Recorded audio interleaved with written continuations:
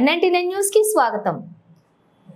మేడ్చల్ మల్కాజ్గిరి జిల్లాలోని కాప్రా మండలం కాప్రా మున్సిపల్లో గల చర్లపల్లి డివిజన్లోని చర్లపల్లి ఐడిఎస్ ఫేజ్ 1 శ్రీ శ్రీ శ్రీ రేణుకా యల్లమ్మ విగ్రహ ప్రతిష్ఠ కార్యక్రమంలో పాల్గొని ప్రత్యేక పూజలు నిర్వహించి తొలి బోనం ఎత్తుకున్న చర్లపల్లి డివిజన్ కార్పొరేటర్ శ్రీమతి బొంతు శ్రీదేవి యాదవ్.